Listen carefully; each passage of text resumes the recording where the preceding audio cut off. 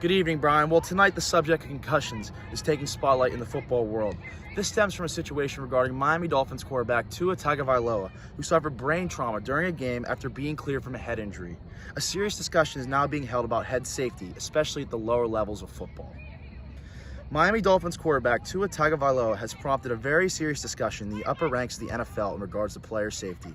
On September 25th, Tua was injured in the first half of a game against the Buffalo Bills, in which he hit his head on the turf. After the hit, many believe that he was concussed. However, he returned to the game.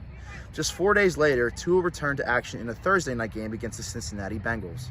Tua was sacked and hit his head on the ground once again, this injury prompting a response that mirrored a traumatic brain injury. Tua's fingers and arms were flexed unnaturally in what is typically known as fencing response. The response of outrage to this injury was widespread, ranging from NFL officials, the Players Association, and its fans. An investigation was launched and changes were made to the NFL's concussion policy. What this injury has especially done is raise awareness about concussions at all levels of football, especially the youth and the high school levels.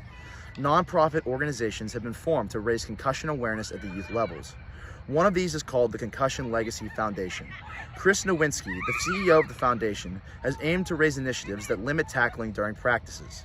Surprisingly, tackling in practice takes place less in the NFL than it does at the high school and collegiate level.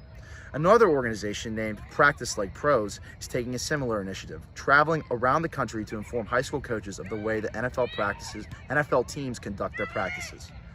For parents, it is important to remember that the greater force the impact, the more severe the concussion will be for your child. Symptoms are likely to include disorientation, memory problems, headaches, and loss of consciousness. Parents should be also extremely cautious when their child returns to action after being cleared a first time, as they are likely to suffer a concussion from another injury that may occur. Well, Miami Dolphins quarterback Tua Tagovailoa did return to action on Sunday night in a 16-10 victory over the Pittsburgh Steelers. The situation will be monitored the entire season. Concussion safety is also expected to be an ongoing dialogue for parents all across the country. Reporting live from Hampton, Frank Kraska, QU News.